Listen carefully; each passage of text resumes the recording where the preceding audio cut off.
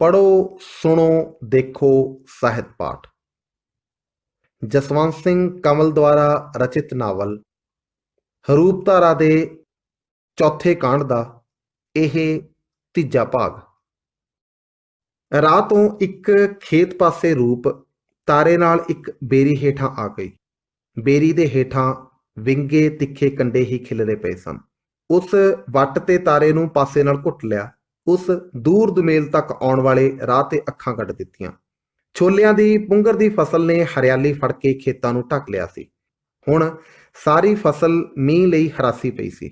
ਰੂਪ ਉੱਤੇ ਚੁੰਨੀ ਵੀ ਪਤਲੀ ਸੀ, ਜਿਹੜੀ ਸਹੁਰੇ ਦੇ ਧੂਣ ਕਰਕੇ ਇੱਕ ਥਾਂ ਤੋਂ ਪਾਟ ਗਈ ਸੀ। ਪਹਾੜ ਦੀ ਹਵਾ ਦੁਪਹਿਰ ਹੋਣ ਤੇ ਵੀ ਉਹਨਾਂ ਦੋਹਾਂ ਨੂੰ ਵਿੰਨ ਲੰਘ ਰਹੀ ਸੀ। ਉਹਨਾਂ ਪਹਾੜ ਵੱਲ ਪਿੱਠ ਪੁਆ ਲਈ। ਰੂਪ ਨੇ ਕਿਸੇ ਦੀ ਉਡੀਕ ਵਿੱਚ ਠੰਡ ਦੀ ਵੀ ਕੱਖ ਪਰਵਾਹ ਨਾ ਸਮਝੀ। ਆਪਣੇ ਅੱਗੇ ਜਗ੍ਹਾ ਸਾਫ਼ ਕਰਕੇ ਉਹ ਔਸੀਆਂ ਪਾਉਣ ਲੱਗ ਪਈ। ਕੀ ਹੋਣ ਵਾਲਾ ਏ, ਉਸ ਨੂੰ ਕੋਈ ਪਤਾ ਨਹੀਂ ਸੀ। ਵਰਤ ਚੁੱਕੇ ਭਾਣੇ ਨਾਲ ਉਸ ਦਾ ਦਿਮਾਗ ਸੁੰਨਾ ਤੇ ਭਾਰਾ ਸੀ। ਸਹੁਰੇ ਤੋਂ ਮਾਫੀ ਮੰਗ ਲਵਾਂ? ਨਹੀਂ, ਮੈਂ ਅਜਿਹੇ ਨੀਚ ਦਾ ਮੂੰਹ ਨਹੀਂ ਵੇਖਣਾ ਚਾਹੁੰਦੀ। ਮਰਨ ਛੰਗ ਜਾਵਾਂ। ਇਸ ਤਰ੍ਹਾਂ ਦੇ ਦਿਹਾੜਿਆਂ ਨਾਲੋਂ ਮਰ ਜਾਣਾ 100 ਦਰਜੇ ਅਣਖੀਲਾ ਹੈ। ਖੈਰ, ਉਹ ਆ ਜਾਣ, ਹਾਲੇ ਮੇਰੇ ਵੱਸ ਕੁਝ ਨਹੀਂ। ਰੱਬਾ, ਜਿੰਦ ਕੱਢ ਲਵੀਂ, ਪਰ ਮੁੜ ਕੇ ਪਾਪੀ ਦੇ ਮੱਥੇ ਨਾ ਲੱਗਣਾ ਪੈ ਜਾਵੇ। ਇਹ ਚੌਧਰੀ ਪੰਚਾਇਤਾਂ ਜੋੜ ਕੇ ਕੀ ਨਿਆਂ ਕਰਦੇ ਹੋਣਗੇ। ਜੀ ਕਰਦਾ ਏ ਇਹਨਾਂ ਦੁਰਾਚਾਰੀਆਂ ਨੂੰ ਕੁੱਤਿਆਂ ਤੋਂ ਤੜਵਾ ਦਿਆਂ। ਆਪਣੇ ਬਾਰੇ ਉਸ ਕਿੰਨਾ ਕੁਝ ਸੋਚਿਆ। ਭੈੜੇ ਚੱਲਣ ਤੇ ਸਮਾਜੀ ਆਗੂਆਂ ਨੂੰ ਕਿੰਨਾ ਕੋਸਿਆ ਤੇ ਕੇਸਰ ਨੂੰ ਕਿੰਨੀ ਬੁਰੀ ਤਰ੍ਹਾਂ ਉਡੀਕਿਆ। ਸ਼ਾਇਦ ਸ਼ਬਦਾਂ ਦਾ ਰੂਪ ਨਾ ਲੈ ਸਕੇ, ਪਰ ਇਹਨਾਂ 4 ਘੰਟਿਆਂ ਵਿੱਚ ਤਾਰੇ ਦੇ ਪਾਸੇ ਲੱਗੀ ਰੂਪ ਨੇ ਆਪਣੇ ਜਜ਼ਬਾਤ 'ਚ ਆ ਕੇ ਰੱਬ ਦੀ ਬਣਾਈ ਇਸ ਦੁਨੀਆ ਨੂੰ ਮਲੀਆ ਮੇਟ ਕਰ ਸੁੱਟਿਆ ਸੀ।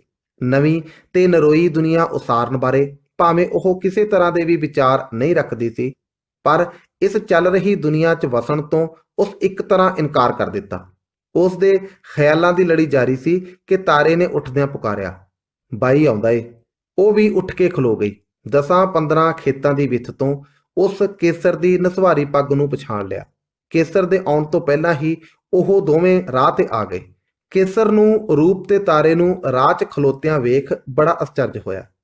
ਉਸ ਕੋਲ ਆ ਕੇ ਸਾਈਕਲ ਰੋਕ ਲਿਆ ਅਤੇ ਰੂਪ ਦੇ ਚਿਹਰੇ ਨੂੰ ਗੌਰ ਨਾਲ ਵੇਖਦਿਆਂ ਪੁੱਛਿਆ, ਕੀ ਗੱਲ ਏ, ਤੇਰੇ ਬਾਪ ਨੇ ਘਰੋਂ ਕੱਢ ਦਿੱਤੀਆਂ?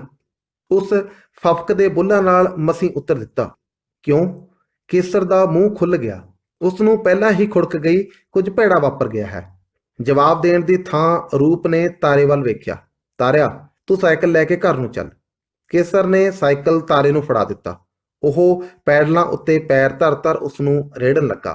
ਰੂਪ ਨੇ ਪੈਰ ਦੇ ਗੁੱਠੇ ਨਾਲ ਧਰਤੀ ਨੂੰ 3 ਵਾਰ ਵਾਹਿਆ ਤੇ ਭਰੀਆਂ ਅੱਖਾਂ ਨਾਲ ਕੇਸਰ ਵੱਲ ਤੱਕ ਕੇ ਨੀਵੀਂ ਪਾ ਲਈ।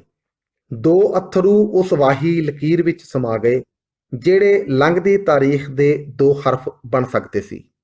ਸਮਾਜ ਦੀਆਂ ਜ਼ਬਰਦਸਤੀਆਂ ਖਿਲਾਫ ਸ਼ਿਕਵੇ ਹੋ ਸਕਦੇ ਸੀ ਤੇ ਮਿੱਟੀ ਨਾਲ ਆਪਣੀ ਗਰਮੀ ਮਿਲਾ ਕੇ ਬਾਰੂਦ ਵੀ ਬਣ ਸਕਦਾ ਸੀ। ਗੱਲ ਕੀ ਹੋਈ ਬਾਪੂ ਨਾਲ? ਕੇਸਰ ਨੇ ਕਾਹਲਿਆਂ ਪੈ ਕੇ ਫਿਰ ਪੁੱਛਿਆ। ਮੈਂ ਉਸ ਦੀ ਨਹੀਂ ਬਣ ਸਕੀ। ਉਸ ਰੋਂਦਿਆਂ ਆਪਣਾ ਮੂੰਹ ਢੱਕ ਲਿਆ ਅਤੇ ਉੱਥੇ ਹੀ ਬਹਿ ਗਈ। ਕੇਸਰ ਦੇ ਪੈਰਾਂ ਦੀ ਮਿੱਟੀ ਨਿਕਲ ਗਈ। ਆਖਰ ਉਹੀ ਗੱਲ ਹੋਈ ਜਿਹੜੀ ਮੈਂ ਰੂਪ ਤੋਂ ਲੁਕਾਈ ਰੱਖੀ ਸੀ। ਅਸੀਂ ਇਸ ਨੂੰ ਬਾਪ ਸਮਝਦੇ ਰਹੇ, ਪਰ ਇਹ ਕੰਜਰ ਬਣਨ ਨੂੰ ਬਾਜ਼ ਨਾ ਆਇਆ। ਉਸ ਰੋਂਦੀ ਰੂਪ ਨੂੰ ਬਿਲਕੁਲ ਨਾ ਵਰਾਇਆ ਤੇ ਗੁੱਸੇ ਦੇ ਘੁੱਟ ਭਰ ਕੇ ਬੋਲਿਆ, ਹੁਣ ਤੇਰੀ ਕੀ ਸਲਾਹ? ਹੰਝੂ ਵਹਾਉਂਦੀਆਂ ਅੱਖਾਂ ਰੂਪ ਨੇ ਉਤਾਂਹ ਚੁੱਕੀਆਂ, ਜਿਵੇਂ ਕਹਿਣਾ ਚਾਹੁੰਦੀਆਂ ਸਨ, ਸਲਾਹ? ਤੇ ਮੇਰੀ? ਅੱਛਾ, ਤੂੰ ਇੱਥੇ ਬੈਠ, ਮੈਂ ਆਇਆ। ਉਹ ਇੰਨੀ ਕਹਿ ਕੇ ਕਾਹਲਿਆਂ ਤੁਰ ਪਿਆ। ਮੈਂ ਕਿਹਾ, ਜੀ ਇੱਕ ਗੱਲ ਸੁਣੋ। ਕੇਸਰ ਨੇ ਪੈਰ ਮਾਰ ਲਏ। ਜਾ ਕੇ ਲੜਿਓ ਨਾ, ਤੁਹਾਨੂੰ ਮੇਰੀ ਸਹੁੰ। ਪਰ ਕੇਸਰ ਨੇ ਕੋਈ ਉੱਤਰ ਨਾ ਦਿੱਤਾ ਤੇ ਰਵਾਂ ਰਵੀਂ ਪਿੰਡ ਨੂੰ ਤੁਰ ਗਿਆ। ਕੇਸਰ ਨੇ ਘਰ ਜਾਂਦਿਆਂ ਹੀ ਬਾਪੂ ਦੇ ਫਾੜ 3-4 ਸਟਿੱਕਾਂ ਧਰ ਦਿੱਤੀਆਂ। ਦੁੱਲਾ ਸਿੰਘ ਨੇ ਆਉਂਦੇ ਕੇਸਰ ਦਾ ਗੁਸੈਲਾ ਰੁੱਖ ਤਾਂ ਵੇਖ ਲਿਆ ਸੀ, ਪਰ ਉਸ ਨੂੰ ਸਟਿੱਕਾਂ ਮਾਰਨ ਦੀ ਬਿਲਕੁਲ ਆਸ ਨਹੀਂ ਸੀ। ਜਦ ਉਸ ਅੱਗੇ ਵੱਧ ਕੇ ਸਟਿੱਕ ਚੁੱਕੀ, ਦੁੱਲਾ ਸਿੰਘ ਜਰਵਾਣੇ ਦੀਆਂ ਚੀਕਾਂ ਨਿਕਲ ਗਈਆਂ। ਬਾਪੂ ਦੀਆਂ ਚੀਕਾਂ ਸੁਣ ਕੇ ਉਸ ਦੀ ਧੀ ਬੂ ਪਾਰਿਆ ਕਰਦੀ ਭੱਜੀ ਆਈ ਤੇ ਉਸ ਦੇ ਪਿੱਛੇ ਹੀ ਤੇਜੋ। ਵੇ ਬਾਈ, ਨਾ ਵੇ ਬਾਪੂ ਮਰਜੂ ਬੱਕਰਿਆ। ਮੁਖਤਿਆਰੋ ਨੇ ਕੇਸਰ ਦੇ ਅੱਗੇ ਹੋ ਕੇ ਸਟਿੱਕ ਨੂੰ ਹੱਥ ਪਾ ਲਿਆ। ਕੰਜਰਾ, ਤੂੰ ਆਪਣੀ ਕਰਤੂਤ ਤੋਂ ਨਾ ਟਲਿਆ। ਤੇਰੀਆਂ ਜੇ ਮੈਂ ਹੱਡੀਆਂ ਨਾ ਤੋੜ ਦਿੱਤੀਆਂ, ਤੂੰ ਕੀ ਜਾਣੇਗਾ? ਕੇਸਰ ਨੂੰ ਤੇਜੋ ਤੇ ਮੁਖਤਿਆਰੋ ਬਿਰਧ ਤੋਂ ਦੂਰ ਲੈ ਗਈਆਂ। ਜੈ ਕੌਰ ਨੇ ਬਿਸਤਰੇ 'ਚੋਂ ਪੁਕਾਰਿਆ, ਇਸ ਘਰ ਤੇ ਸਾੜ ਸਤੀ ਆ ਗਈ। ਦੁੱਲਾ ਸਿੰਘ ਨੇ ਸੱਟਾਂ ਖਾ ਕੇ ਖੂੰਡਾ ਚੁੱਕ ਲਿਆ ਤੇ ਬੁੜਕ ਪਿਆ। ਆ ਤੇਰੀ ਮਾਂ ਨੂੰ। ਮਖਤਿਆਰੋ ਫਿਰ ਬਾਪੂ ਨੂੰ ਰੋਕਣ ਵਧੀ। ਹਾਏ ਵੇ ਰੱਬਾ, ਬੂ ਵੇ, ਕੋਈ ਛਡਾਓ ਵੇ। ਠਹਿਰ ਫਿਰ ਕੰਜਰਾ। ਕੇਸਰ ਨੂੰ ਮੁੜ ਗੁੱਸਾ ਆ ਗਿਆ। ਉਸ ਇੱਕ ਤੇਜੋ ਦੇ ਠੋਕ ਕੇ ਰਾਹ ਸਾਫ਼ ਕਰ ਲਿਆ ਤੇ ਖੁੰਡਾ ਚਲਾਉਂਦੇ ਦੁੱਲਾ ਸਿੰਘ ਨੂੰ ਮੁੜ ਕਰਾਰੀਆਂ ਠੋਕੀਆਂ। ਇੱਕ ਬਾਂਹ ਪਹਿਲਾਂ ਹੀ ਸਟਿੱਕ ਨੇ ਖਾਮੀ ਕਰ ਦਿੱਤੀ ਸੀ। ਉਸ ਤੋਂ ਖੁੰਡਾ ਡਿੱਗ ਪਿਆ ਤੇ ਨਾਲ ਹੀ ਆਪ ਮੁੱਧਾ ਹੋ ਗਿਆ। ਹੁਣ ਉਹ ਰੰਗੜੂ ਛੱਡ ਕੇ ਹਾਏ ਬੂ ਤੇ ਆ ਗਿਆ ਸੀ। ਕੁੜੀ ਬਾਪੂ ਉੱਤੇ ਡਿੱਗ ਪਈ ਤੇ ਕੇਸਰ ਮਾਰਨੋਂ ਰੁਕ ਗਿਆ। ਤੇਰੇ ਕੋਲੋਂ ਮਰਿਆ ਨਾ ਗਿਆ ਵੱਡੇ ਚੌਧਰੀ ਤੋਂ। ਇਹਨਾਂ ਨੂੰ ਗਲੀ ਮਹੱਲੇ ਚੋਂ ਬੰਦੇ ਆ ਗਏ। ਹਟ ਹਟਾਈ ਹੋ ਗਈ। ਦੁੱਲਾ ਸਿੰਘ ਦੇ ਵੱਜੀਆਂ ਦੇਖ ਕੇ ਗਵਾਂਢੀ ਬੜੇ ਖੁਸ਼ ਹੋਏ। ਤਰੀਮਤਾਂ ਦਾ ਖਿਆਲ ਸੀ ਕਿ ਅੱਜ ਛੁਡਾਉਣਾ ਨਹੀਂ ਸੀ ਚਾਹੀਦਾ, ਭੁਗਤ ਸਵਾਰ ਲੈਣ ਦਿੰਦੇ। ਗੱਲ ਠੰਡੀ ਪੈ ਜਾਣ ਪਿੱਛੋਂ ਕਿਧਰੋਂ ਰਤਨ ਸਿੰਘ ਡਾਂਗ ਲੈ ਕੇ ਆ ਗਿਆ।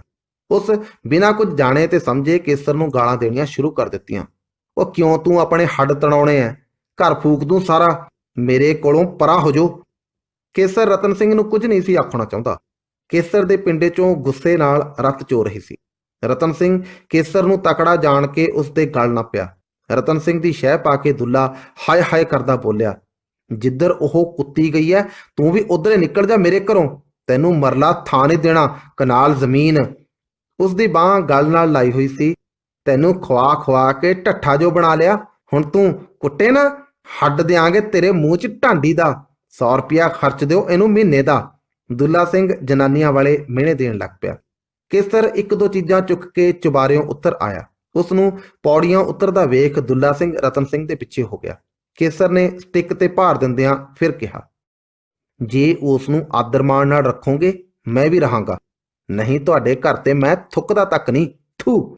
ਤੇ ਕੇਸਰ ਬਾਹਰ ਨੂੰ ਨਿਕਲ ਤੁਰਿਆ। ਉਸ ਦੀ ਭੈਣ ਨੇ ਮੋੜਨਾ ਚਾਹਿਆ। ਉਹ ਕੁੜੀਏ ਨਿਕਲ ਜਾਣ ਦੇ, ਅਸੀਂ ਨਹੀਂ ਰੱਖਣਾ ਲਾਈ ਲੱਗ। ਦੁੱਲਾ ਸਿੰਘ ਕੁੜੀ ਨੂੰ ਝਈ ਲੈ ਕੇ ਪਿਆ। ਗੁੱਸੇ ਅਤੇ ਰੋਹ ਨਾਲ ਭਰਿਆ ਕੇਸਰ ਘਰੋਂ ਤੁਰ ਕੇ ਨਿਆਈ 'ਚ ਆ ਗਿਆ। ਉਸ ਦੀ ਰੂਪ ਉਸੇ ਤਰ੍ਹਾਂ ਹੀ ਬਾਹਾਂ 'ਚ ਸਿਰ ਦੇਈ ਬੈਠੀ ਸੀ। ਹੁਣ ਕੀ ਹੋਏਗਾ? ਇਸ ਸਵਾਲ ਦਾ ਉਸ ਨੂੰ ਲਗਾਤਾਰ ਕੋਈ ਉੱਤਰ ਨਹੀਂ ਸੀ ਮਿਲਿਆ। ਕੇਸਰ ਨੂੰ ਕੋਲ ਆਇਆ ਵੇਖ ਉਹ ਉੱਠ ਕੇ ਖਲੋ ਗਈ। ਕੇਸਰ ਨੇ ਲੋਈ ਹੇਠੋਂ ਉਸ ਨੂੰ ਸ਼ਾਲ ਫੜਾ ਦਿੱਤਾ ਤੇ ਠਰਦੀ ਜਾ ਰਹੀ ਰੂਪ ਨੇ ਉਸ ਨੂੰ ਚੁੰਨੀ ਨਾਲ ਜੋੜ ਲਿਆ। ਰੂਪ, ਘਰ ਨੂੰ ਤਾਂ ਮੁੜ ਕੇ ਜਾਣਾ ਨਹੀਂ, ਭਾਵੇਂ ਕੁਝ ਹੋ ਜਾਵੇ। ਕੇਸਰ ਨੇ ਆਪਣਾ ਮਨ ਕਹਿ ਦਿੱਤਾ। ਭਾਵੇਂ ਇਹ ਰੂਪ ਦੇ ਦਿਲ ਦੀ ਗੱਲ ਸੀ, ਪਰ ਅੱਗੇ ਸੋਚ ਇਹ ਆ ਪਈ ਉਹ ਵੀ ਕਿਤੇ ਲੈ ਜਾਣ ਜੋਗੀ ਨਹੀਂ ਸੀ। ਜਾਇਆ ਤਾਂ ਜਾਇਆ ਕਿੱਥੇ ਜਾਵੇ? ਫਿਰ ਕਿੱਧਰ ਨੂੰ ਚੱਲੀਏ? ਕੇਸਰ ਨੇ ਆਪਣਾ ਆਪ ਦੁਹਰਾਇਆ। ਕਿਤੇ ਵੀ ਚੱਲਦੇ ਰਹੋ, ਮੈਂ ਤੁਹਾਡੇ ਨਾਲ ਹਾਂ। ਕੇਸਰ ਨੂੰ ਰੂਪ ਤੇ ਪਹਿਲਾਂ ਹੀ ਭਰੋਸਾ ਸੀ। ਉਸ ਨਾਨਕੀ ਜਾਣ ਬਾਰੇ ਸੋਚਿਆ, ਪਰ 15-20 ਕੋਹ ਤੇ ਅਗਾਂਹ ਸਿਆਲ ਦੀ ਰਾਤ। ਉਸ ਸ਼ਹਿਰ ਰਾਤ ਕੱਟਣ ਦਾ ਮਨ ਬਣਾ ਲਿਆ। ਸ਼ਹਿਰ ਨੂੰ ਚੱਲੀਏ, ਉੱਥੇ ਕਿਸੇ ਦੋਸਤ ਕੋਲੇ ਰਾਤ ਕੱਟਾਂਗੇ, ਕੱਲ ਨੂੰ ਦੇਖੀ ਜਾਏਗੀ। ਗੁੱਸੇ ਨਾਲੋਂ ਹੁਣ ਉਸ ਨੂੰ ਰਾਤ ਗੁਜ਼ਾਰਨ ਦਾ ਫਿਕਰ ਬਹੁਤਾ ਸੀ। ਚਲੋ ਜਿੱਥੇ ਸਲਾਹ ਹੈ। ਪਰ ਜੇ ਹੁਣ ਨੂਰਪੁਰ ਨੂੰ ਜਾਇਆ ਜਾਵੇ? ਅਸਲ ਵਿੱਚ ਰੂਪ ਸ਼ਹਿਰ ਰਾਤ ਕੱਟਣ ਲਈ ਦਿਲੋਂ ਤਿਆਰ ਨਹੀਂ ਸੀ। ਕੇਸਰ ਨੂੰ ਇਤਰਾਜ਼ ਕੋਈ ਨਹੀਂ ਸੀ। ਉਹ ਵੀ ਝਟ ਤਿਆਰ ਹੋ ਗਿਆ। ਫਿਰ ਦੇਰ ਨਾ ਕਰੀਏ, ਉੱਤੋਂ ਹਨੇਰਾ ਪੈਂਦਾ ਜਾ ਰਿਹਾ ਹੈ। ਚਲੋ। ਰੂਪ ਨੇ ਵੀ ਪਿੱਛੇ ਪਿੱਛੇ ਕਦਮਾਂ ਪੁੱਟ ਲਈਆਂ। 15-20 ਮਿੰਟ ਉਹ ਬਿਨਾਂ ਕੁਝ ਬੋਲੇ ਮਸੋਸੇ ਜਿਹੇ ਤੁਰੇ ਗਏ। ਇਸ ਚੁੱਪ ਨੂੰ ਪਹਿਲੋਂ ਰੂਪ ਨੇ ਤੋੜਿਆ। ਤੁਸੀਂ ਘਰ ਬੋਲੇ ਤਾਂ ਨਹੀਂ? ਬੋਲਿਆ ਤਾਂ ਨਹੀਂ, ਪਰ ਬੁੜੇ ਦੇ 4 ਕੁ ਝਾੜੀਆਂ ਸੀ। ਐਨੀ ਕਹਿ ਕੇ ਉਹਦਾ ਮਾਮੂਲੀ ਹਾਸਾ ਨਿਕਲ ਗਿਆ। ਹਾਏ ਰੱਬਾ, ਤੁਸੀਂ ਉਹਨਾਂ ਨੂੰ ਮਾਰ ਕੇ ਆਏ ਹੋ? ਤੁਰੀ ਜਾਂਦੀ ਰੂਪ ਇੱਕ ਪਲ ਲਈ ਰੁਕ ਗਈ। ਹੋਰ ਉਹਨੂੰ ਸ਼ਾਬਾਸ਼ੇ ਦਿੰਦਾ। ਗੱਲ ਕਰ। ਦੋਨੇ ਵਾਰੀ ਮਖਤਿਆਰੋ ਵਿਚਾਲੇ ਆ ਜਾਂਦੀ ਰਹੀ, ਨਹੀਂ ਤਾਂ ਉੱਠਣ ਬੈਠਣ ਜੋਗਾ ਨਹੀਂ ਸੀ ਛੱਡਣਾ ਮੈਂ। ਤੁਸੀਂ ਚੰਗਾ ਨਹੀਂ ਕੀਤਾ। ਉਹ ਇਸ ਤਰ੍ਹਾਂ ਦੇ ਪਿਓ ਦੇ ਟੁਕੜੇ ਬੋਰੀ 'ਚ ਪਾ ਕੇ ਇੱਟਾਂ ਨਾਲ ਬੰਨ੍ਹ ਕੇ ਨਹਿਰ 'ਚ। ਇੱਕ ਪਲ ਰੁਕ ਕੇ ਉਸ ਆਖਿਆ, ਤੈਨੂੰ ਕੀ ਦੱਸਾਂ, ਕੰਜਰ ਤੇਜੋ ਨਾਲ ਵੀ ਮਾੜਾ ਸੀ। ਜੀ, ਮੈਂ ਆਪ ਤੁਹਾਨੂੰ ਦੱਸ ਨਹੀਂ ਸਕੀ। ਉਹ ਸਾਰੇ ਰਾਹ ਇਹ ਕਚੀਰਾ ਕਰਦੇ ਰਹੇ। ਜਦ ਨੂਰਪੁਰ ਪਹੁੰਚੇ, ਕੇਸਰ ਦੀ ਹੱਥ ਘੜੀ ਤੇ 10 ਵੱਜ ਚੁੱਕੇ ਸਨ। ਕੇਸਰ ਨੇ ਰੂਪ ਨੂੰ ਸਮਝਾਉਂਦਿਆਂ ਕਿਹਾ, ਬੇਜੀ ਨੂੰ ਕੁਝ ਨਾ ਦੱਸੀ, ਇਹ ਕੋਈ ਦੱਸਣ ਵਾਲੀ ਗੱਲ ਥੋੜਾ ਏ। ਰੂਪ ਉਸ ਤੋਂ ਪਹਿਲਾਂ ਹੀ ਚੇਤਨ ਸੀ। ਉਹਨਾਂ ਕਿੰਨੀਆਂ ਹੀ ਆਵਾਜ਼ਾਂ ਮਾਰ-ਮਾਰ ਕੇ ਬੂਹਾ ਖੁਲਵਾਇਆ। ਗਲੀ ਦੇ ਭੌਂਕਦੇ ਕੁੱਤੇ ਉਹਨਾਂ ਦੀ ਆਵਾਜ਼ ਅੰਦਰ ਤੱਕ ਨਹੀਂ ਸਨ ਜਾਣ ਦਿੰਦੇ। ਬੂੜ ਸਿੰਘ ਦਾ ਬਾਰ ਖੋਲਦਿਆਂ ਹੀ ਮੱਥਾ ਤਿਉੜਾਇਆ ਗਿਆ। ਰੂਪ ਅਤੇ ਕੇਸਰ ਨੇ ਸਤਿ ਸ਼੍ਰੀ ਅਕਾਲ ਬੁਲਾਈ। ਸੁੱਖ ਤਾਂ ਹੈ। ਇਸ ਵੇਲੇ ਉਸ ਨੂੰ ਸਤਿ ਸ਼੍ਰੀ ਅਕਾਲ ਮੰਨਣੀ ਭੁੱਲ ਗਈ ਸੀ। ਘਰ 'ਚ ਥੋੜੀ ਗੜਬੜ ਹੋ ਗਈ ਸੀ। ਉਹ ਸੁੱਖੇ, ਕੇਸਰ ਰੂਪ ਤੋਂ ਪਹਿਲਾਂ ਹੀ ਕਹਿ ਗਿਆ। ਬੇਜੀ ਨੇ ਉਹਨਾਂ ਨੂੰ ਪਿਆਰ ਦਿੱਤਾ। ਲੈਂਪ ਬਾਲ ਕੇ ਰੌਸ਼ਨੀ ਕਰ ਲਈ। ਰੂਪ ਬੇਜੀ ਨਾਲ ਰਸੋਈ 'ਚ ਚਲੀ ਗਈ। ਕਾਲੀ ਕਾਲੀ ਉਹਨਾਂ ਜਿਵੇਂ ਸਰਿਆ ਰੋਟੀ ਤਿਆਰ ਕੀਤੀ। ਰੋਟੀ ਖਵਾਉਣ ਪਿੱਛੋਂ ਬੇਜੀ ਉਹਨਾਂ ਦੇ ਕਮਰੇ 'ਚ ਆਈ ਤੇ ਪੁੱਛਣ ਲੱਗੀ, ਘਰ ਕੀ ਗੜਬੜ ਕਰਕੇ ਆਏ ਹੋ? ਮੈਂ ਬਾਪੂ ਨਾਲ ਬੋਲ ਪਿਆ। ਉਹ ਕਹਿੰਦਾ ਘਰੋਂ ਨਿਕਲ ਜਾ। ਅਸੀਂ ਉੱਠ ਕੇ ਤੁਰ ਆਏ। ਕੇਸਰ ਨੇ ਘੜਿਆ ਘੜਾਇਆ ਉੱਤਰ ਦੇ ਦਿੱਤਾ। ਉਸਨੂੰ ਪਤਾ ਸੀ ਕਿ ਬੇਜੀ ਨੂੰ ਕੁਝ ਨਾ ਕੁਝ ਤਸੱਲੀ ਲਈ ਦੱਸਣਾ ਪਵੇਗਾ। ਕਾਕਾ, ਊਂ ਤਾਂ ਤੂੰ ਸਿਆਣਾ ਏ, ਪਰ ਮਾਪਿਆਂ ਸਾਹਮਣੇ ਬੋਲਣਾ ਚੰਗਾ ਨਹੀਂ ਹੁੰਦਾ। ਹੁਣ ਸਾਡੇ ਕੋਲ ਮਿੰਨਤਾਂ ਕਰਵਾਓਗੇ? ਬੇਜੀ ਨੇ ਸੁਮੱਤ ਵਜੋਂ ਆਖਿਆ। ਬੇਜੀ, ਸਾਡਾ ਬੁੜਾ ਬੜਾ ਅੜਬ ਹੈ। ਤੁਹਾਨੂੰ ਤਾਂ ਕੀ, ਮੈਂ ਕਿਸੇ ਨੂੰ ਵੀ ਮਿੰਨਤ ਨਹੀਂ ਕਰਨ ਦਿਆਂਗਾ। ਮਿੰਨਤਾਂ ਤਾਂ ਕੀ, ਜੇ ਆਪ ਚੱਲ ਕੇ ਵੀ ਲੈਣ ਆਇਆ ਅਸੀਂ ਤਾਂ ਵੀ ਨਹੀਂ ਜਾਣਾ। ਕੇਸਰ ਨੇ ਆਪਣੇ ਮਨ ਦੇ ਫੈਸਲੇ ਤੋਂ ਬੇਜੀ ਨੂੰ ਜਾਣੂ ਕਰਵਾ ਦਿੱਤਾ। ਕਾਕਾ, ਤੁਸੀਂ ਨਿਆਣੇ ਹਾਲੇ ਕੀ ਕਰ ਸਕਦੇ ਹੋ? ਬੇਜੀ ਨੂੰ ਇੱਕ ਨਵੀਂ ਚਿੰਤਾ ਖੜੀ ਹੋ ਗਈ। ਮੈਂ ਸਭ ਕਰ ਲਵਾਂਗਾ। ਬੇਜੀ ਦੋ ਚਾਰ ਹੋਰ ਗੱਲਾਂ ਕਰਕੇ ਚਲੀ ਗਈ। ਉਸ ਦੇ ਜਾਣ ਪਿੱਛੋਂ ਕੇਸਰ ਨੇ ਰੂਪ ਨੂੰ ਦੱਸਿਆ, ਮੈਂ ਸਵੇਰੇ ਭਰਤੀ ਹੋ ਜਾਣਾ ਏ। ਉਹ ਸਮਝਦਾ ਸੀ ਕਾਲਜ ਪੜ੍ਹਨ ਦਾ ਤਾਂ ਹੁਣ ਸਵਾਲ ਹੀ ਪੈਦਾ ਨਹੀਂ ਹੁੰਦਾ। ਰੂਪ ਇੱਕਦਮ ਸਹਿਮ ਗਈ ਤੇ ਉਸ ਦੇ ਮੂੰਹੋਂ ਭਰਤੀ ਸ਼ਬਦ ਨਿਕਲ ਗਿਆ। ਇਹ ਗੱਲ ਰੂਪ ਦੇ ਦਿਮਾਗ ਵਿੱਚ ਸਾਫ਼ ਸੀ ਕਿ ਜੇ ਸਹੁਰੀ ਦਿਨ ਨਹੀਂ ਕੱਟੇ ਜਾ ਸਕਦੇ ਤਦ ਪੇਕੀ ਕਿਵੇਂ ਕੱਟੇ ਜਾ ਸਕਦੇ ਹਨ। ਨਿੱਤ ਦਾ ਵਿਛੋੜਾ ਤੇ ਭਰਤੀ ਹੋ ਜਾਣ ਵਰਗਾ ਦੁੱਖ ਝੱਲਣ ਲਈ ਉਹ ਤਿਆਰ ਨਹੀਂ ਸੀ, ਪਰ ਉਹ ਜਾ ਵੀ ਕਿੱਥੇ ਸਕਦੀ ਸੀ। ਆਖਰ ਮਜਬੂਰੀ ਦੇ ਦਿਨ ਤਾਂ ਕੱਟਣੇ ਹੀ ਸਨ। ਕੇਸਰ ਤੋਂ ਚੋਰੀ ਸਾਰੀ ਰਾਤ ਉਹ ਗੁੱਜਾ ਗੁੱਜਾ ਰੋਂਦੀ ਰਹੀ ਤੇ ਸਵੇਰੇ ਭਰਤੀ ਹੋਣ ਜਾਂਦੇ ਨੂੰ ਉਹ ਉੱਪਰਲੇ ਮਨੋਂ ਵੀ ਨਾ ਨਾ ਆਖ ਸਕੀ। ਜੰਗ ਦੀ ਚੜ੍ਹਾਈ 'ਚ ਜਿੰਨੀ ਫੌਜੀ ਭਰਤੀ ਦੀ ਕਦਰ ਸੀ ਓਨੀ ਲਹਾਈ 'ਚ ਨਾ ਰਹੀ। ਕੇਸਰ ਨੂੰ ਜ਼ਮਾਦਾਰੀ 'ਚ ਲੈਣ ਵਾਲੇ ਦਿਨ ਕਦੋਂ ਦੇ ਬੀਤ ਗਏ ਸਨ, ਪਰ ਅੱਜ ਹਵਲਦਾਰੀ ਲਈ ਵੀ ਨੱਕ ਬੁੱਲ ਮਾਰੇ ਜਾ ਰਹੇ ਸਨ। ਉਹ ਗੁਜ਼ਰ ਚੁੱਕੇ ਨੂੰ ਝੂਰ ਰਿਹਾ ਸੀ ਕਿ ਜੇ ਉਦੋਂ ਮੈਂ ਆਕੜ ਖਾਂ ਨਾ ਬਣਦਾ ਅੱਜ ਨੂੰ ਸਰਦਾਰ ਹੋ ਜਾਣਾ ਸੀ। ਫਿਲਹਾਲ ਉਸ ਸਿਵਿਲੀਅਨ ਕਲਰਕ ਲੱਗਣਾ ਚੰਗਾ ਸਮਝਿਆ ਤਾਂ ਕਿ ਖਲੋਣ ਲਈ ਥਾਂ ਬਣ ਜਾਵੇ। ਉਹ ਸੋਚਿਆ, ਖਬਰੇ ਕੋਈ ਸਿਫਾਰਸ਼ ਠੁੱਕ ਜਾਣ ਨਾਲ ਅੰਗਰੇਜ਼ ਅਫਸਰਾਂ ਦੀਆਂ ਨਜ਼ਰਾਂ 'ਚ ਮੁੜ ਚੜ ਜਾਵਾਂ। ਉਸ ਕਾਹਲ ਤੋਂ ਕੰਮ ਨਾ ਲੈਂਦਿਆਂ ਸਿਵਿਲੀਅਨ ਕਲਰਕੀ ਵਿੱਚ ਕੁਝ ਦਿਨ ਗੁਜ਼ਾਰਨ ਦਾ ਮਨ ਬਣਾ ਲਿਆ। ਦੂਜੇ, ਉਸ ਨੂੰ ਚੇਹ ਚੜੀ ਹੋਈ ਸੀ ਕਿ ਬਾਪੂ ਅੱਗੇ ਹੱਥ ਨਹੀਂ ਜੋੜਨੇ। ਉਹ ਰਾਤ ਉਸ ਇੰਦਰਜੀਤ ਦੀ ਮਾਸੀ ਦੇ ਘਰ ਕੱਟੀ। ਇੰਦਰਜੀਤ ਇੱਥੇ ਆਪਣੀ ਮਾਸੀ ਕੋਲ ਪੜ੍ਹਦਾ ਸੀ। ਅਗਲੇ ਦਿਨ ਉਸ 40 ਰੁਪਏ ਤੋਂ ਆਪਣੀ ਛਾਪ ਵੇਚ ਦਿੱਤੀ ਜਿਹੜੀ ਉਸ ਨੂੰ ਸਹੁਰਿਆਂ ਨੇ ਪਾਈ ਸੀ। ਇੱਕ ਚੁਬਾਰਾ ਰਸੋਈ ਸਮੇਤ ਛਾਉਣੀ 'ਚ ਕਿਰਾਏ ਤੇ ਲੈ ਲਿਆ। ਇਹਨਾਂ ਕੰਮਾਂ ਤੋਂ ਵਿਹਲਾ ਹੋ ਕੇ ਆਪਣੇ ਪਿੰਡ ਸ਼ੇਰਿਆਣੇ ਨੂੰ ਤੁਰ ਪਿਆ। ਰਾਹ ਵਿੱਚ ਸੋਚ ਰਿਹਾ ਸੀ, ਕਿਤੇ ਰਲ ਕੇ ਨਾ ਪੈ ਜਾਣ। ਇਕੱਲੇ ਇਕੱਲੇ ਦਾ ਤਾਂ ਮੈਂ ਕੁਝ ਨਹੀਂ ਬਣ ਦਿੰਦਾ। ਸਟਿੱਕ ਉਸਦਾ ਮਜ਼ਬੂਤ ਹਥਿਆਰ ਉਸ ਕੋਲ ਸੀ। ਘਰ ਜਾਣ ਤੋਂ ਪਹਿਲਾਂ ਉਸ ਪਿੰਡ ਦੇ ਇੱਕ ਤਾਂਗੇ ਵਾਲੇ ਨੂੰ ਸ਼ਹਿਰ ਜਾਣ ਲਈ ਮਨਾ ਲਿਆ। ਘਰ ਜਾਂਦਿਆਂ ਹੀ ਉਹ ਨਿਤੜਕ ਚੁਬਾਰੇ ਜਾ ਚੜਿਆ। ਦੁੱਲਾ ਸਿੰਘ ਹਵੇਲੀ ਰਤਨੇ ਕੋਲ ਜਾ ਕੇ ਪਿੱਟਿਆ। ਉਹ ਜੰਮਤਾ ਫੇਰ ਆ ਗਿਆ। ਫਿਰ ਕੀ ਹੋਇਆ? ਤੈਨੂੰ ਕੁਝ ਆਖਿਆ ਏ? ਨਹੀਂ। ਖਬਰੇ ਕੀ ਕਰੂਗਾ? ਤੂੰ ਘਰ ਜਾ। ਫੱਟੀਆਂ ਬੰਨੀ ਬਾਂਹ ਉਸਦੇ ਗਲ ਵਿੱਚ ਲਮਕ ਰਹੀ ਸੀ। ਰਤਨ ਸਿੰਘ ਨੇ ਦੇਖਿਆ ਕੇਸਰ 2-3 ਬਿਸਤਰੇ ਚੁੱਕੀ ਜਾ ਰਿਹਾ ਸੀ ਜਿਹੜੇ ਉਸ ਰੂਪ ਦੀ ਪੇਟੀ ਚੋਂ ਕੱਢੇ ਸਨ। ਉਹ ਕੇਸਰ ਨੂੰ ਕੁਝ ਨਾ ਬੋਲਿਆ। ਦੂਜੇ ਗੇੜੇ ਰੂਪ ਦਾ ਸੂਟਕੇਸ ਅਤੇ ਜੁੱਤੀਆਂ ਵਾਲਾ ਝੋਲਾ ਲੈ ਗਿਆ। ਘਰ ਦਾ ਕੋਈ ਜੀ ਉਸ ਨੂੰ ਬੁਲਾਉਣ ਦੀ ਹਿੰਮਤ ਨਹੀਂ ਰੱਖਦਾ ਸੀ। ਤੀਜੇ ਗੇੜੇ ਉਹ ਸਾਈਕਲ ਤੇ ਕੁਝ ਹੋਰ ਲੋੜੀਂਦੀਆਂ ਚੀਜ਼ਾਂ ਲੈ ਗਿਆ। ਸਾਈਕਲ ਉਸ ਨੂੰ ਸਹੁਰਿਆਂ ਹੀ ਦਿੱਤਾ ਸੀ। ਘਰ ਦੇ ਕਿਸੇ ਜੀ ਨੇ ਚੂੰ ਚਰਾ ਨਾ ਕੀਤੀ ਤੇ ਫਿਰ ਉਹ ਮੁੜ ਕੇ ਨਾ ਆਇਆ। ਉਸ ਤੋਂ ਦੂਜੇ ਦਿਨ ਪਿੱਛੋਂ ਹੀ ਕੇਸਰ ਰੂਪ ਨੂੰ ਨਵੇਂ ਘਰ ਲੈ ਆਇਆ, ਜਿਸ ਨੂੰ ਆਪਣਾ ਨਾ ਹੋਣ ਤੇ ਵੀ ਉਹ ਆਪਣਾ ਕਹਿ ਸਕਦਾ ਸੀ। ਆਸਾਂ ਨੂੰ ਆਪਣੇ ਮੁਹਾਣਾ ਹਾਲਾਤ ਅਨੁਸਾਰ ਬਦਲਣਾ ਪਿਆ ਤੇ ਬਣਾਏ ਇਰਾਦੇ ਵੀ ਮੋੜ ਕੱਟਣ ਲਈ ਮਜਬੂਰ ਹੋ ਗਏ। ਨਵੀਂ ਸਮੱਸਿਆ ਨੇ ਆਪਣੀ ਤਰ੍ਹਾਂ ਸੋਚਣ ਦੀ ਅਵਸਥਾ ਪੈਦਾ ਕਰ ਦਿੱਤੀ। ਨੌਕਰੀ ਭਾਵੇਂ 100 ਰੁਪਏ ਦੀ ਹੀ ਮਿਲੀ ਸੀ, ਪਰ ਰੂਪ ਨੂੰ ਤਸੱਲੀ ਸੀ। ਗੁਜ਼ਾਰਾ ਤਾਂ ਅੱਧੀ ਖਾ ਕੇ ਵੀ ਕੀਤਾ ਜਾ ਸਕਦਾ ਸੀ, ਪਰ ਲਹੂ ਚੂਸ ਦੀ ਸਰਾਲ ਤੋਂ ਹਮੇਸ਼ਾ ਲਈ ਖਹਿੜਾ ਛੁੱਟ ਗਿਆ। ਕੇਸਰ ਨੂੰ ਹੁਣ ਹਿੰਡ ਅਤੇ ਅਣਖ ਕੁਝ ਇਸ ਤਰ੍ਹਾਂ ਜਨੂਨ ਬਣ ਕੇ ਚੜੇ ਸਨ ਕਿ ਉਹ ਬਾਪ ਨੂੰ ਕਿਸੇ ਕੀਮਤ ਤੇ ਦੇਖਣ ਲਈ ਤਿਆਰ ਨਹੀਂ ਸੀ। ਕੇਸਰ ਤੋਂ ਘਰ ਤੇ ਰਿਸ਼ਤੇਦਾਰੀਆਂ ਛੁੱਟ ਗਈਆਂ। ਉਹਨਾਂ ਸਾਰਿਆਂ ਦੇ ਪਿਆਰ ਦੀ ਘਾਟ ਇਕੱਲੀ ਰੂਪ ਨੇ ਪੂਰੀ ਕਰ ਦਿੱਤੀ। ਕੇਸਰ ਨੂੰ ਉਸ ਕਦੇ ਉਦਾਸ ਹੋਣ ਦਾ ਮੌਕਾ ਨਾ ਦਿੱਤਾ। ਕਲੇਸ਼ ਅਤੇ ਦੁਵਿਧਾ ਦੇ ਵਾਤਾਵਰਣ ਚੋਂ ਨਿਕਲ ਕੇ ਜੋੜੀ ਮੁੜ ਪ੍ਰਸੰਨ ਦਿਸਣ ਲੱਗੀ। ਹਾਲੇ ਉਹਨਾਂ ਨੂੰ ਕੋਈ ਆਰਥਿਕ ਔਖ ਨਹੀਂ ਸੀ। ਨਿੱਜੀ ਲੋੜਾਂ ਤੋਂ ਆਜ਼ਾਦ ਉਹਨਾਂ ਆਪੇ ਨੂੰ ਖੁੱਲ੍ਹਿਆ ਛੱਡ ਦਿੱਤਾ। ਜਵਾਨ ਅਤੇ ਲਹੂ ਭਰੇ ਦਿਲਾਂ ਦੀ ਅਮੋੜ ਖੁਸ਼ੀ ਨੂੰ ਵਾਗਾਂ ਪਾ ਕੇ ਕੋਈ ਖੁਦਾ ਕਿਵੇਂ ਮੂਰਖਤਾ ਕਰ ਸਕਦਾ ਸੀ। ਉਹਨਾਂ ਦੀ ਖੁਸ਼ੀ ਨੇ ਹਫ਼ਤਾ ਭਰ ਵੀ ਕਿੱਕਲੀ ਨਹੀਂ ਸੀ ਪਾਈ ਕਿ ਦੁੱਲਾ ਸਿੰਘ ਪੰਚਾਇਤ ਜੋੜ ਕੇ ਬੂਹੇ ਆ ਬੈਠਾ। ਪੰਚਾਇਤ ਵਿੱਚ ਦੁੱਲਾ ਸਿੰਘ ਦੇ 4 ਯਾਰ, 5ਵਾਂ ਰਤਨਾ ਤੇ 6ਵਾਂ ਉਹਨਾਂ ਨੂਰਪੁਰ ਤੋਂ ਉਲਾਂਭਾ ਚਾੜ ਕੇ ਬੂੜ ਸਿੰਘ ਨੂੰ ਮੰਗਵਾ ਲਿਆ ਸੀ। ਹੇਠਾਂ ਗਲੀ ਵਿੱਚ ਇਕੱਠ ਹੋਇਆ ਤੇ ਬੂੜ ਸਿੰਘ ਨੇ ਗੱਲ ਤੋਰੀ। ਕਾਕਾ, ਤੇਰੇ ਬਾਪੂ ਜੀ ਆਂਦੇ ਨੇ ਕਿ ਤੂੰ ਰੁਪਈਆ 3000 ਕੱਢ ਲਿਆ ਹੈ। ਰੁਪਈਆ ਕੱਢ ਲਿਆ? ਕੋਰਾ ਝੂਠ। ਕੇਸਰ ਪੈਂਦਿਆਂ ਹੀ ਕਾਲਾ ਬੋਲ ਉੱਠਿਆ। ਇਹ ਆਪਣੀ ਬਦਨਾਮੀ ਧੋਣ ਆਇਆ ਏ ਪੰਚਾਇਤ ਜੋੜ ਕੇ। ਬਈ ਮੈਨੂੰ ਲੋਕ ਇਹ ਨਾ ਆਖਣ ਮੈਂ ਪੁੱਤ ਨੂੰ ਘਰੋਂ ਕੱਢ ਦਿੱਤਾ। ਮੈਂ ਸਿਰਫ ਆਪਣੇ ਗਹਿਣੇ ਲੈ ਕੇ ਆਇਆ ਹਾਂ। ਕੇਸਰ, ਰੁਪਈਆ ਤਾਂ ਤੂੰ ਲਿਆਇਆ ਏ ਜਾਂ ਦੂਜੀ ਵਾਰ ਗਿਆ ਏ? ਦੁੱਲਾ ਸਿੰਘ ਦਾ ਇੱਕ ਪੰਚਾਇਤੀ ਯਾਰ ਬੋਲਿਆ, ਇਹ ਧੌਲੀ ਦਾੜੀ ਵਾਲਾ 2-3 ਹਜ਼ਾਰ ਪਿੱਛੇ ਬੰਦੇ ਇਕੱਠੇ ਕਰਕੇ ਨਹੀਂ ਸੀ ਲਿਆਉਂਦਾ। ਇਹ ਕਿੱਥੇ ਸਨ? ਜਦੋਂ ਮੈਂ ਰੁਪਈਆ ਕੱਢਿਆ, ਕੇਸਰ ਵਕੀਲਾਂ ਵਾਂਗ ਜਿਰਾ ਕਰਨ ਲੱਗ ਪਿਆ।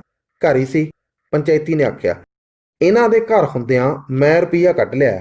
ਕੇਸਰ ਨੇ ਹੱਥ ਹਿਲਾਇਆ। ਤਾਇਆ, ਰਲ ਮਿਲ ਕੇ ਝੂਠ ਤਾਂ ਜੋੜ ਲਿਆ। ਉਹ ਇਹਦੇ ਪੈਰ ਵੀ ਲਾ ਕੇ ਲਿਆਉਣੇ ਸੀ। ਰੁਪਈਆ ਕਿਤੇ ਚੋਰੀ ਕੱਢਿਆ ਏ, ਜ਼ੋਰੀ ਲਿਆਇਆ ਏ। ਦੁੱਲਾ ਸਿੰਘ ਰਤਨੇ ਕੋਲੋਂ ਬੋਲਿਆ, ਨਾਲੇ ਆਹ ਹੱਡ ਭੰਨੇ। ਹੱਡ ਭੰਨੇ ਸੁਣ ਕੇ ਰੂਪ ਖੁਸ਼ ਹੋਣੋਂ ਨਾ ਰਹਿ ਸਕੀ। ਉਹ ਛੱਤ ਉੱਤੇ ਕੰਨ ਲਾਈ ਖਲੋਤੀ ਸੀ। ਤਾਇਆ, ਆਥਣੇ ਇਸ ਬੋਤਲ ਪਿਆਉਣੀ ਤਾਂ ਨਹੀਂ ਕੀਤੀ ਤੁਹਾਨੂੰ? ਉਗਦਿਆਂ ਪਤਾਲ ਮਾਰੀ ਜਾਂਦੇ ਹੋ। ਕੇਸਰ ਦਾ ਗੁੱਸਾ ਤਾਂ ਆ ਗਿਆ। ਕਿਸੇ ਪੰਚਾਇਤੀ ਨੇ ਮੁੜ ਕੇ ਬੋਲਣ ਦਾ ਹੀਆ ਨਾ ਕੀਤਾ। ਕਾਕਾ, ਵੱਡਿਆਂ ਨੂੰ ਇਉਂ ਨਹੀਂ ਬੋਲੀਦਾ। ਬੂੜ ਸਿੰਘ ਨੇ ਜੱਚਦੀ ਜਿਹੀ ਘੂਰੀ ਨਾਲ ਕੇਸਰ ਨੂੰ ਤਾੜਿਆ। ਇਹਨਾਂ ਦੀਆਂ ਕਰਤੂਤਾਂ ਮੈਂ ਜਾਣਦਾ ਬਾਬਾ ਜੀ। ਤੁਹਾਨੂੰ ਕੀ ਪਤਾ ਏ ਪਿੰਡ 'ਚ ਕਿਵੇਂ ਇਨਸਾਫ ਕਰਦੇ ਆ? ਰੁਪਈਆ ਤੇਰੇ ਹੱਥ ਲੱਗਾ ਏ, ਸ਼ਹਿਰ ਮੌਜਾਂ ਮਾਣ। ਅਸੀਂ ਕਮਾਉਂਦੇ ਮਰ ਗਏ ਤੇ ਤੂੰ ਲੈ ਕੇ ਉੜਦਾ ਬਣਿਆ। ਦੁੱਲੇ ਨੇ ਸੱਚਾ ਹੋਣ ਲਈ ਆਪਣਾ ਰੋਣਾ ਸ਼ੁਰੂ ਕਰ ਦਿੱਤਾ। ਜੇ ਭੁੱਖਾ ਨਾ ਮਰਿਆ, ਆਹ ਦਾੜੀ ਨਾ ਸਮਝੀ। ਮੈਂ ਤੇਰੇ ਖੇਖਣ ਨੂੰ ਚੰਗੀ ਤਰ੍ਹਾਂ ਜਾਣਦਾ। ਜੇ ਪੱਤ ਲਿਜਾਈ ਜਾਂਦੀ ਹੈ ਤਾਂ ਲੈ ਜਾ। ਅੱਗੇ ਕੇਸਰ ਨੇ ਕੁਝ ਨਾ ਆਖਿਆ। ਦੁੱਲਾ ਸਿੰਘ ਸਭ ਕੁਝ ਸਮਝ ਗਿਆ। ਮੈਂ ਤੈਨੂੰ ਨਾ ਹੋਇਆ ਲਿਖਾ ਦੇਣਾ ਏ। ਨਹੀਂ ਰੁਪਈਆ ਮੋੜ ਦੇ। ਨਿਸ਼ੰਗ 100-200 ਰੱਖ ਲੈ, ਨਹੀਂ ਮੈਂ ਸਾਰੀ ਜਾਇਦਾਦ ਇਹਨਾਂ ਦੋਹਾਂ ਦੇ ਨਾਲ ਲਵਾ ਦੇਣੀ ਏ। ਦੁੱਲਾ ਸਿੰਘ ਨੇ ਲੋੜ ਤੋਂ ਵੀ ਵਾਧੂ ਨਾਟਕ ਖੇਡ ਲਿਆ। ਰੁਪਈਆ ਮੈਂ ਇੱਕ ਨਹੀਂ ਲੈ ਕੇ ਆਇਆ, ਝੂਠ ਤੇਰਾ ਪੈਰੀਂ ਤੁਰ ਨਹੀਂ ਦੇਣਾ। ਤੇ ਬਾਕੀ ਰਿਹਾ ਜਾਇਦਾਦ ਲਵਾਉਣਾ। ਓਏ ਤੂੰ ਤਾਂ ਸਾਰੀ ਕਹਿਣਾ ਏ। ਮੇਰੇ ਵੱਲੋਂ ਕਨਾਲ ਕਨਾਲ ਲਵਾ ਕੇ ਵੇਖ। ਜੇ ਤੈਨੂੰ ਇੰਨਾ ਨਾ ਵੱਡਾ ਤਾਂ ਮੈਨੂੰ ਕਿਸੇ ਨੇ ਕੇਸਰ ਨਹੀਂ ਕਹਿਣਾ। ਉਸ ਉਂਗਲ ਦੇ ਫੁੱਲ ਨੂੰ ਟੁਕੜੇ ਵਜੋਂ ਦਿਖਾਇਆ। ਪੰਚਾਇਤੀ ਨਾਲ ਆ ਕੇ ਪਛਤਾ ਰਹੇ ਸਨ। ਦੁੱਲਾ ਸਿੰਘ ਨਾਲ ਉਹਨਾਂ ਦਾ ਵੀ ਮਾਵਾ ਲੈ ਗਿਆ ਸੀ। ਦੁੱਲਾ ਸਿਆਂ, ਇਹਨਾਂ ਤਿਲੀ ਤੇਲ ਨਹੀਂ, ਟਿੰਡੀ ਨਹੀਂ ਕਪਾਹ, ਕਾਹਨੂੰ ਮੂੰਹ ਦਾ ਸਵਾਦ ਗਵਾਉਣਾ ਏ। ਤਾਏ ਨੇ ਬਾਂਹ ਫੜ ਕੇ ਦੁੱਲਾ ਸਿੰਘ ਨੂੰ ਉਠਾ ਲਿਆ। ਅੱਜ ਕੱਲ੍ਹ ਦੀ ਔਲਾਦ ਕਰਮਾਂ ਨਾਲ ਹੀ ਸੁੱਖ ਦਿੰਦੀ ਹੈ। ਉਹ ਸਾਰੇ ਬੁੜਬੁੜ ਕਰਦੇ ਉੱਠ ਕੇ ਤੁਰ ਗਏ। ਕੇਸਰ ਅਤੇ ਬੂੜ ਸਿੰਘ ਚੁਬਾਰੇ ਚੜ੍ਹਨ ਲੱਗੇ। ਬੂੜ ਸਿੰਘ ਨੇ ਤਸੱਲੀ ਲਈ ਪੁੱਛਿਆ, ਕੋਈ ਗੱਲ ਹੈ ਵੀ ਕਿ ਦੁੱਲਾ ਸਿੰਘ ਐਵੇਂ ਚੀਕਦਾ ਏ? ਬਿਲਕੁਲ ਬਕਵਾਸ ਕਰਦਾ ਏ। ਅਸਲ ਵਿੱਚ ਇਹ ਸੱਚਾ ਹੋਣ ਨੂੰ ਮਰਦਾ ਹੈ। ਭਾਈ ਮੈਨੂੰ ਕੋਈ ਬੁਰਾ ਨਾ ਆਖੇ। ਉਹ ਦੋਵੇਂ ਛੱਤ ਤੇ ਆ ਗਏ। ਤੁਸੀਂ ਉਹਨਾਂ ਦਾ ਚਾਹ ਪਾਣੀ ਦਾ ਤਾਂ ਨਾਂ ਲੈਣਾ ਸੀ। ਰੂਪ ਨੇ ਪ੍ਰਾਹੁਣਾਚਾਰੀ ਨੂੰ ਮੁੱਖ ਰੱਖਦਿਆਂ ਆਖਿਆ। ਤੂੰ ਚਾਹ ਪਾਣੀ ਪੁੱਛਦੀ ਏ? ਮੈਂ ਸਟਿੱਕ ਫੇਰਨੀ ਸੀ। ਉਹ ਤਿੰਨੇ ਹੱਸ ਪਏ। ਕੇਸਰ ਤੇ ਬੂੜ ਸਿੰਘ ਚੁਬਾਰੇ 'ਚ ਬਹਿ ਕੇ ਇੱਧਰ ਉੱਧਰ ਦੀਆਂ ਗੱਲਾਂ ਮਾਰਨ ਲੱਗੇ ਅਤੇ ਰੂਪ ਨੇ ਰਸੋਈ 'ਚ ਚਾਹ ਤਿਆਰ ਕਰਨੀ ਸ਼ੁਰੂ ਕਰ ਦਿੱਤੀ।